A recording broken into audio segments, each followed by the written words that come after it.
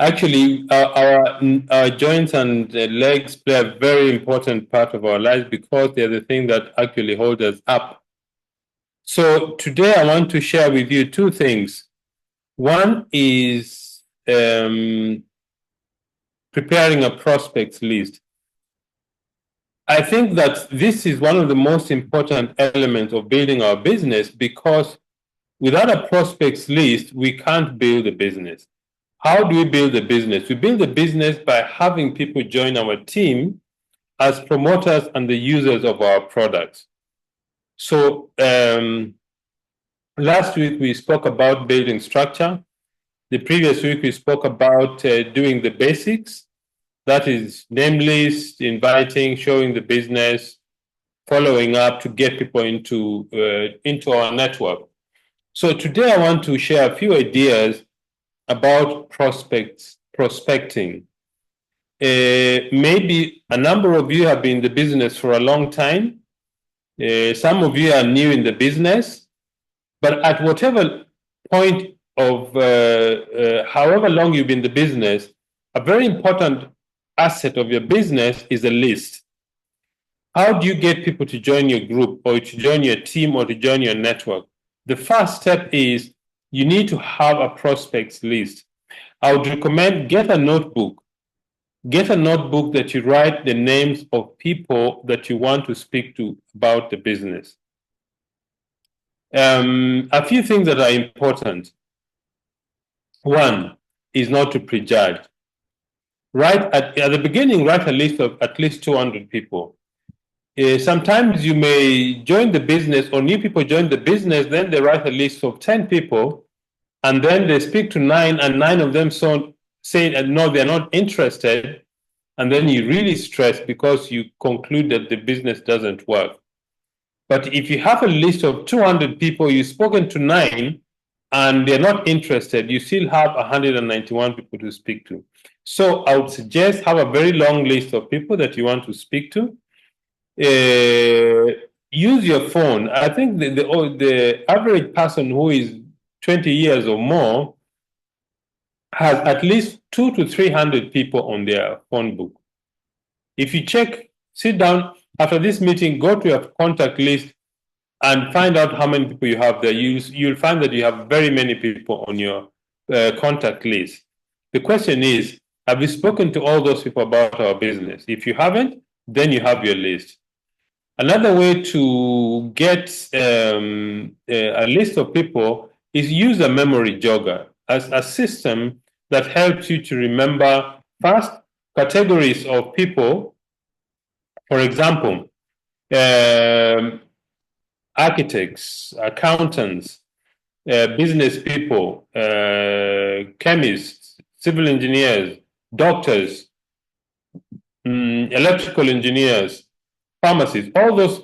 If you take the alphabet under each category, write 3 or 4 professions or occupations.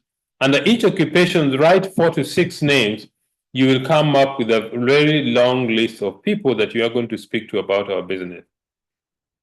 3, write down the names of everybody you know. Are you going to speak to all of them? Maybe not, but at least have somewhere to start from.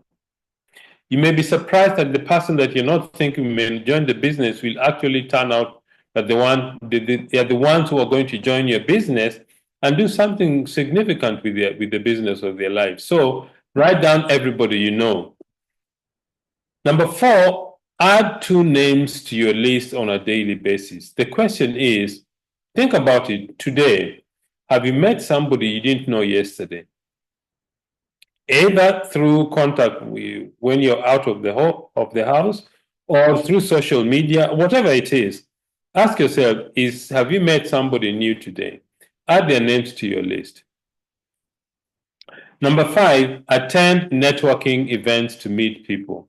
Networking events are things like social events, if you like public speaking, if you like organizations, whatever. If, for example, if I'm trained as an engineer, I look for where engineers meet and go, just to go and attend to meet new people.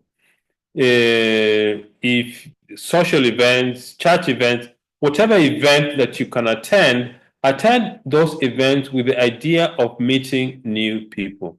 I find that having business cards is very effective in collecting names. And the easy way to do that is when you meet people, exchange, oh, my name is Pascal, what do you do? Then they will tell you what they do. Don't discuss the business at those meetings. Those meetings are just to get to meet new people. Exchange contact and say, this is my business card. Maybe we can get together sometime and exchange ideas about building businesses.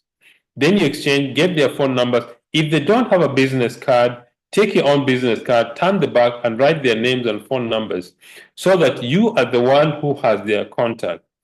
Because when most people tell you, I'm going to contact you, if you give them their card, they have little reason to contact you. But because you're the one who went there deliberately to meet new people, write names of people on the back of the card and get their contact. And then use social media to meet new prospects. Social media is a very, very powerful tool, but it has to be used with prudence and care, because not everybody goes to the social media with good intention. So use the social media to meet new prospects. Now, just 3 rules about name list. Number 1, write the names down. It's very important. Write the names down in your notebook. Number 2, do not prejudge, because if you prejudge, you will find the person has joined somebody else's team because you are reluctant to speak to them about the business. So do not prejudge is rule number 2. Rule number 3, take their name off the list. What do I mean by that? Actually contact them and ask them the question. By the way, are you open to look at a concept to generate additional income? Are you open to look at a concept that you can work part-time to grow your income? So that is a way to find new prospects for your business, because those are the people eventually who become your friends, who become your business partners, and you get to grow your business with them. And then the next thing that you need to do, once you've written down their list on your notebook, the next thing is inviting for the presentation. I think inviting is one of the most important skills that you need to master to be able to effectively grow your business. A few rules about inviting. Number 1, you need to be emotionally detached from it. This is not something easy, because we've grown up to know that rejection is something emotionally painful. And sometimes when you're really excited about the business and you share the business with somebody, they're not interested, you feel bad. It took me a very long time to get through this, because when we started the business, I could see what the business could do very clearly, and it made a lot of sense to me. And when I would speak to somebody and they're not interested, I would really wonder, why doesn't this person see what I'm seeing in this business? And the only way you're going to deal with that is you need to be emotionally detached from the outcome of the invitation. In fact, you should tell yourself mentally, I don't care whether you join my business or not. You don't tell the prospect that, but just say that to yourself. It helps you deal with people who are not interested. Sometimes you'll meet people who are actually violently opposed to our business. Maybe they've had a bad experience before, or they've had their neighbor who bought products and never did the business, or somebody who's just negative about our business. So the first step is emotional detachment from the outcome of the process. Second, be yourself. Don't act different from what you normally are. People should be able to know you, that you're the same person whether you're talking about a business or something else. So be yourself. Number 3, be enthusiastic. Enthusiasm really attracts people to the business. I mean, who wants to join a business that people are always feeling very stressed and not excited about life, are not interested in life? So enthusiasm is something that attracts people to your business. Be enthusiastic. There's a difference between enthusiasm and excitement. Enthusiasm comes from within. Excitement is the outward manifestation of the enthusiasm. Excitement is what people see from the outside. Enthusiasm is something that is in your heart. In fact, the word entheo means the God within. So be enthusiastic about your business. And number 4, have a strong posture. Having a strong posture simply means you exude confidence in your business. Even if you're new, the confidence you need to have is I've just started a business. Can I get one of my business colleagues or experienced people to speak to you about what we do? You could be 1 day old in the business or 2 days old in the business, but showing confidence means that you ask the person a very sincere question. John, I've just started a business. Are you open to look at a concept to generate additional income? If you say yes, then okay, I'm just new in the business. Somebody, one of my colleagues who is very experienced is going to call you, or we are going to come with him so that he explains what we do. So have a strong posture and confidence. Then the inviting formula. What is this inviting formula? Inviting formula is simply a way to increase your chances of somebody either coming for the meeting or somebody watching the presentation of a video that you have sent or looking at the material that you're giving them. For example, step number 1, be in a hurry. It simply means that when you give the impression that you've got a lot of things to do, it transfers that attitude to your prospect. So step number 1, be in a hurry. Step number 2, compliment your prospect. And don't just compliment about anything. Be, what is the word? Be genuine about the comment that you're going to make to your prospect. People will know the difference between flattery and genuine compliment. Number 3, are you open to look at a way to generate additional income? Or are you open to look at a concept that you can generate additional income working part-time? Step number 4, if I send you a 10-minute video, would you watch it? That statement, if I, would you, has been thought out very, very carefully because it increases the chance of the person watching it. It has 2 things. Number 1, you're asking your prospect to do something for you. Number 2, you're telling him you're going to send them something. In return, they're going to watch it. If I sent you a 10-minute video, would you watch it? Most prospects would say yes. Step number 5, when do you think you will watch the video? This question is asked so that the person who is actually committing to watch is not you, the person asking, it is the prospect themselves. If you ask them, when do you think you will watch it? Then they'll be silent and saying, if it's 10 minutes, I'm going to watch it now, or I'm going to watch it in the evening. You still don't send the video. You ask, so if I send it to you now, you'll have watched it by tomorrow. They'll say yes. Then you say, what is a suitable time for me to call you tomorrow so that you can discuss the contents of the video? Then they will tell you, oh, call me tomorrow at 10 or call me tomorrow in the afternoon, whatever time it is. Remember, you're the one setting the time for you to call them. And then the last step is, okay, I'm sending you the video now. We'll speak to you tomorrow. Then you end the conversation. So let me just repeat. For example, somebody is in my prospect list. He's called Kunle or John. I say, hey, by the way, John, I'm just leaving for a meeting. I've got a quick question for you. I understand from your friend that you're a very serious business person, or you're looking for ways to generate additional income. Would you be open to look at a concept to generate additional income working part-time? Then you keep quiet. Then John or Kunle says, yes, I'll be open. Next question. If I send you a 10-minute video, would you watch it? Most people would say, yes, I would watch it. Next question. When do you think you will watch it? Then you keep quiet. At that time, they're thinking about a time they will watch. They'll say, if it's a 10-minute video, I'll watch it when I got home this evening. They said, okay, so if I send it to you, you'll watch it this evening. So if I call you tomorrow, we can discuss the contents of the video. You say, yes, call me tomorrow. What is a suitable time for me to call you? Then they will tell you. After that, after they've told you, call me tomorrow at 10, then you say, okay, I'm going to send the video now to you. I'll speak to you tomorrow at 10. Thanks, and we'll chat tomorrow. Thank you. That is the inviting formula.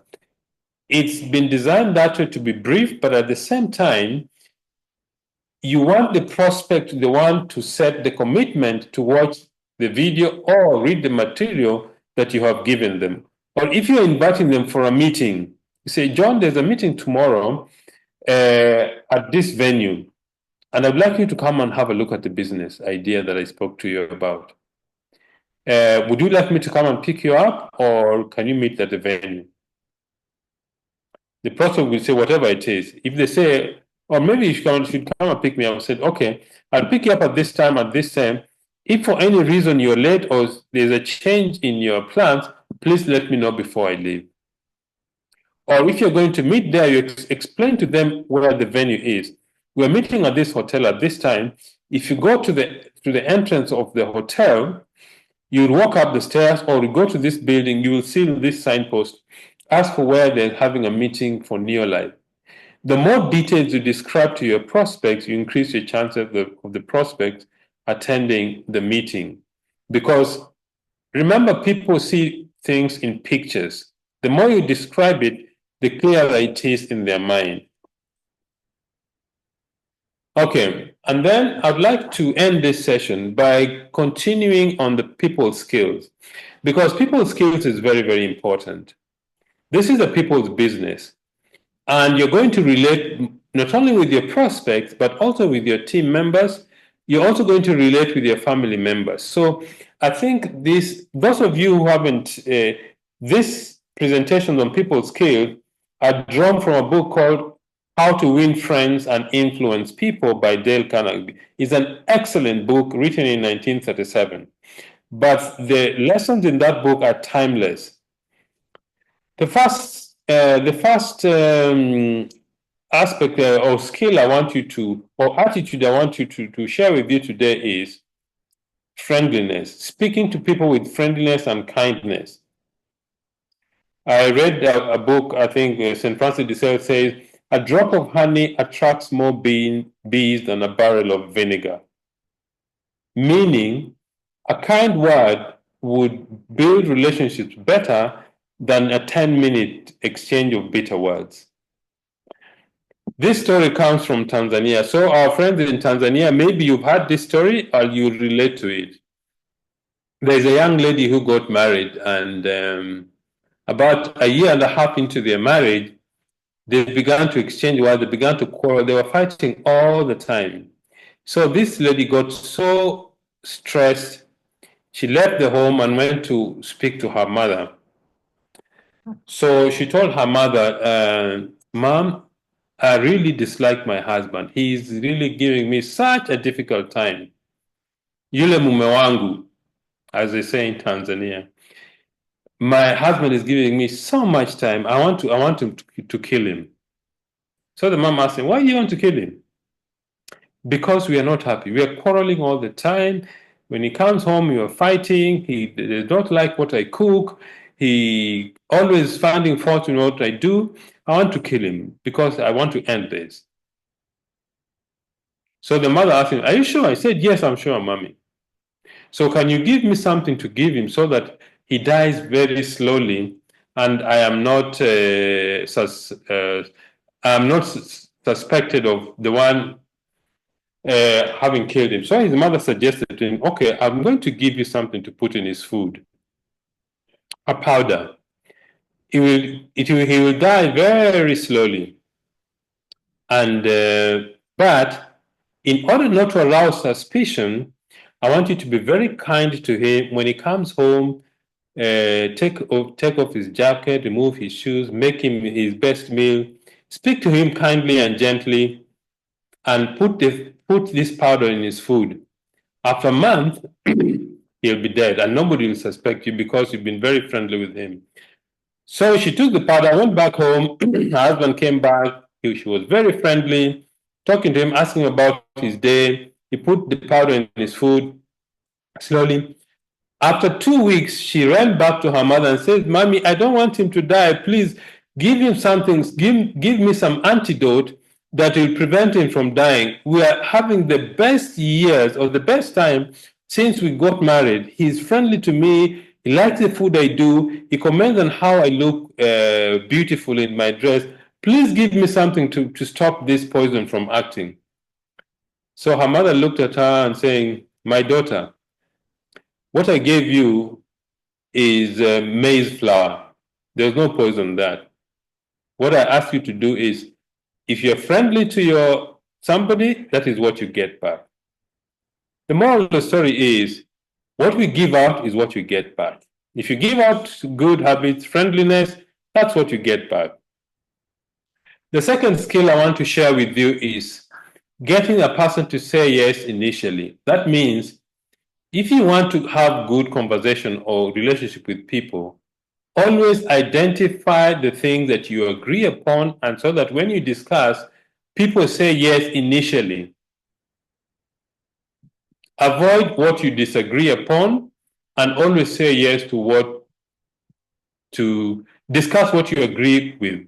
So getting the person to say yes initially improves your communication with any person you are talking to.